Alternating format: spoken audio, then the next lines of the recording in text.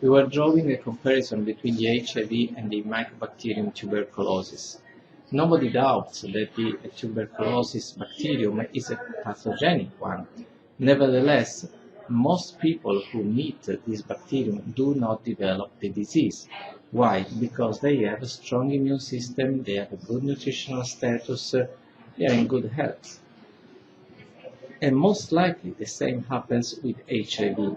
So that's why Professor Montagnier said, if you have a good immune system, you can meet the HIV as many times as you wish, and your immune system will get rid of the virus within a few weeks. However, I can tell you that quite recently, this statement that has become a strong statement for the dissident community has been demonstrated scientifically. Not that Montagnier is not a scientist, of course, but when he was asked how did he come to such a conclusion, and he said, well, that was based on our observation of HIV positive patients at the Pasteur Institute in Paris, and we saw that some of them were initially positive and then they became negative. So this was more than 20 years ago. And the criticism to Montagnier's statement is that at that time the antibody tests were not reliable. And therefore Montagnier could have been wrong that those patients were false positive and never became negative. They always had been negative. So, this statement of Montagnier, if you analyze the evolution of the thoughts of Montagnier, you find consistency, because he's always been talking about cofactors, unidentified cofactors. Then, after he was awarded the Nobel Prize, he openly declared this famous sentence that your immune system will get rid of the virus. As you know, Terry Michael interviewed Barré-Sinoussi, who was the co-winner of the Nobel Prize in Washington, D.C. in July at the World AIDS Conference, and she, of course, had to admit that Montagnier is right, and she emphasized the so-called innate immunity, the immunity that we are also studying when we study macrophages, that they belong to innate immunity. But all these statements had not received an experimental demonstration until a few months ago. This is something that has not come to the public attention as yet, and I hope to give my little contribution to this.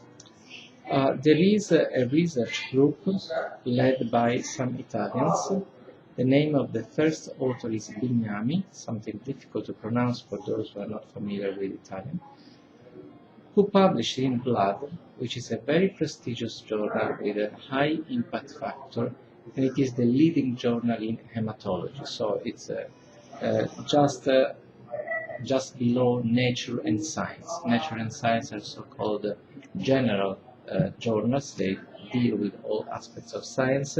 Then we have specialistic journals, and Blood is the top journal in hematology. So in Blood they published a very complex paper that it's very difficult to study if you are not in the field. But essentially I'll try to clarify its point. They were studying what they called molecular signature in terms of RNA molecules. You know, RNA is the other nucleic acid in addition to DNA. And they were studying these particular types of RNAs, small RNAs, in CD4 cells.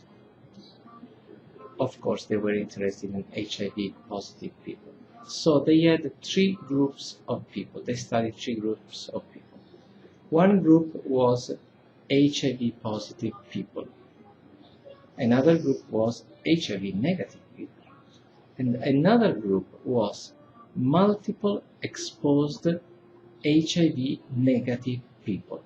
Multiple exposed means male homosexual who engaged in unprotected sex with different partners. So we can easily assume that they had multiple exposure to possibly HIV positive partners.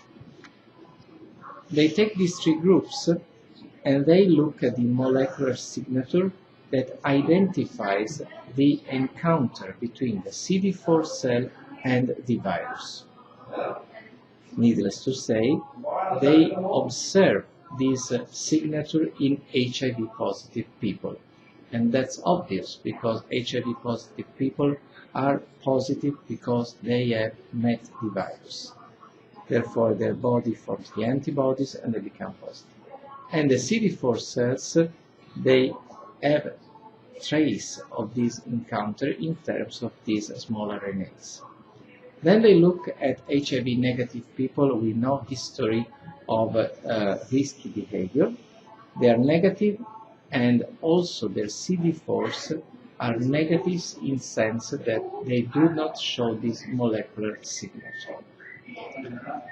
The surprise came when they looked at the people who had multiple exposures but were HIV negative. In these people, you can find the molecular signature of the encounter between the CD4 and the HIV that did not translate into HIV positivity. So here we have to rediscuss the entire concept of HIV positivity, because you have people who definitely met the virus, because the virus has left a trace in the RNA of their CD4s. But these people are negative, HIV negative by all means. So what does this mean? This is the direct demonstration that Montagnier is right. Because here you have people who have met the virus, but somehow they were able to get rid of the virus up to the point that they are now HIV negative. Without producing antibodies? That's a good point. Nobody how do you, and you said earlier, going from positive to negative. Now, I've been exposed to CMV, EBV, Hep B, and I overcame those illnesses, but my blood work still detects antibodies to those viruses. Correct. What makes HIV so unique that you can actually, it's a puzzle to me of how antibodies are being used to determine whether or not a person is infected. It seems to fit a different criteria than all other viral illnesses. Well, unless I'm a layperson here, so help me out. It is a puzzle, and not only for you.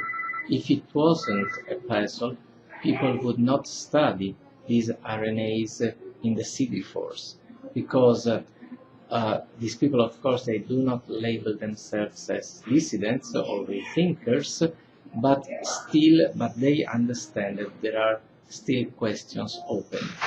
So the question is, these people who now are HIV negative, even though they have met the virus demonstrably, because their CD4, they have a signature of the encounter with the virus. These people have ever been positive or not? Well, nobody knows, because these people were enrolled in the study now. Nobody followed them since virginity until now, so we don't know whether they have been positive for a short period of time, so to speak, and then they became negative. Immunology is a very complex issue. In many instances, you can have production of antibodies, but then if the infection is not chronic, is not prolonged, then you don't have a constant production of antibodies. So nobody knows this, but the number of cases of people who are true positive and then they become true negative is multiplying. So there are several cases already reported of people who are demonstrably true positive and then for no given reason. So not because they took this or that drug, not because they performed whatever fancy performance, then they turn negative. I can tell you a story, if you're interested, of one of such cases that we observed in Italy, not directly, but it was reported in the press. The story goes like this. Here you have a marshal of the military police. So, a very straightforward person. So this marshal of the military police was, of course, in perfect good health, in his 30s, and he was a blood donor. At some point in time, during the blood analysis for blood donation, they found that he was HIV positive. This was done in a public hospital, and of course, when they tell you that you are HIV positive, they have performed the ELISA and then the confirmatory, so to speak, Western blot. The marshal could not believe those results because he said, this cannot be. I never engaged in any risky behavior, I'm not a drug addict, and so on and so on. So he pretended, and being a marshal, it was easy for him to force them to repeat the exam. Second time, again, positive. So now you have 4 exams, because the second time, again, ELISA and then Western blot. So the hospital said, look, Marshal, you are HIV positive, no doubt about it. The Marshal was not convinced at all. In the meantime, he had, of course, all the problems, all psychological problems, problems with his wife, children, everything you can imagine. So he went to another city months later, because in the meantime, some months passed. So after a few months, he had his blood analysis repeated in a different public hospital in another place of Italy. This time, they turned negative. Of course, they say, well, it could be a false negative. He repeated the exam for the next 7 years, and they always came out negative. At that point, he hired a lawyer and he sued the first public hospital. So they went into trial, but the public hospital was able to produce the records that they had done nothing wrong. The marshal was not a false positive, he was a true positive, up to the point that the trial was settled with a ridiculous amount of money if there had been a mistake. Only 35,000 euros, which makes $45,000, which is nothing, it's ridiculous. However, the marshal was somehow forced to accept this deal because he could not demonstrate that the first laboratory had done a mistake. There was no mistake. So this is another case of a person who, for whatever reason, was positive for real, and for whatever reason, nobody knows, became negative, remains negative. But now this opens a question. What if the marshal, in the period when he was positive, let's say, had a unprotected sexual encounter? Of course, he would have been guilty somehow of infecting somebody else. And what if he had had an unprotected sexual encounter after he discovered to be negative? So you see, it's really puzzling, and it's not puzzling only the dissident community. But let's go back to the study published in Blood. Now you have these people who are HIV negative, but they have clearly encountered the virus. What if they have unprotected sexual encounter? Will they be able to transmit something or not? Nobody knows. How do you classify them? Nobody knows. This is too new because it just came out in the literature a few weeks ago, a few months ago. So we have to redefine the entire condition of being infected, being presently infected and infectious, or having been infected in the past and not being infectious now. So it's a completely open question, and the questions are very many.